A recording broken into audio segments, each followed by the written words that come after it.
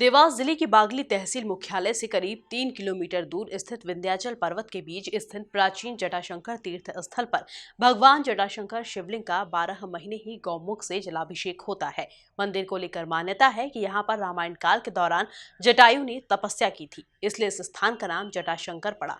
तो सावन के पहले सोमवार पर आप भी करें भगवान जटाशंकर शिवलिंग के दर्शन।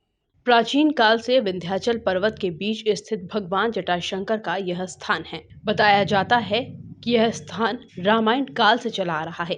इस तीर्थ पर श्रावण माह के दौरान बड़ी संख्या में श्रद्धालु आते हैं। खासकर श्रावण सोमवार के दिन बड़ी संख्या में क्षेत्र व दूर दराज से श्रद्धालु यहां पहुंचते हैं और भगवान जटाशंकर का पूजन करते हैं। इस स्थान को लेकर मान्यता है कि जिस गौमुख से शिवलिंग पर प्राकृतिक रूप से जलाभिषेक हो रहा है वो नर्मदा का जल है, जो किसी तपस्वी की देन है।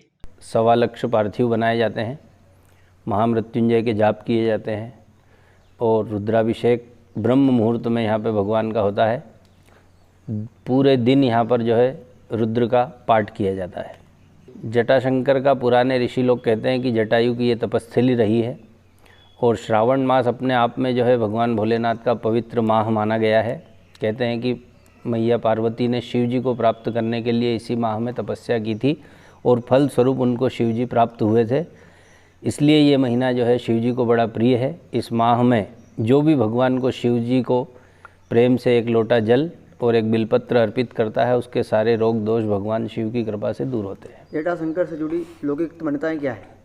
जटाशंकर से जुड़ी लौकिक मान्यताएँ ये है कि यहाँ पे एक पुराने महंत ऋषि यहाँ पे तपस्या करते थे और केवल शिवलिंग था यहाँ पर और बिल्व का वृक्ष था। बहुत समय तक उन्होंने यहाँ तप किया। ब्रह्म मुहूर्त में वो अपनी योग शक्ति के द्वारा धारा जी स्नान करके पुनः वापस आ जाते थे।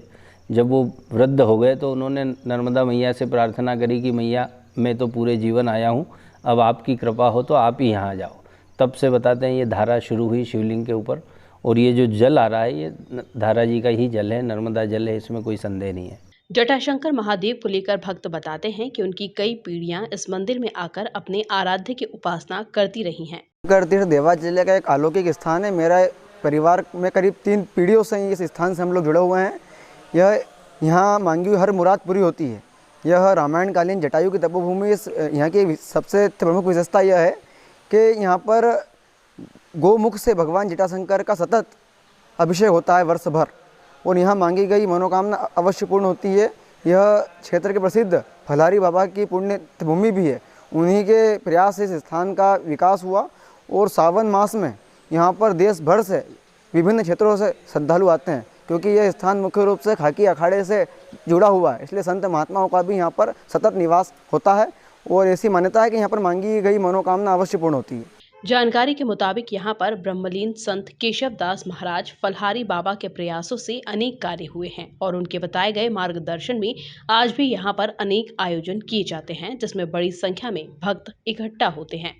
हम अभी खड़े हैं देवास जिले के प्रसिद्ध तीर्थ जटाशंकर पर, जहाँ पर वर्ष भर भक्तों का तांता लगा रहता है। श्रावण मास में यहाँ की कई प्रकार की मान्यताएं बताई जाती है कि भक्त यहाँ पर आते हैं और अपनी मनोकामना यहाँ पर पूर्ण होती है। लगातार यहाँ पर कई प्रकार के आयोजन होते हैं। यहाँ इस तीर्थ की विशेषता यह है कि यहाँ पर लगातार वर्ष भर गोमुख से नर्मदा जी भगवान जटाशंकर का जलाभिषेक करती है।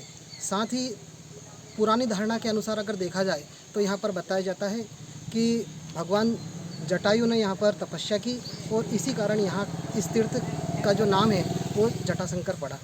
बागली से MP न्यूज़ के लिए लोकेश राजपूत।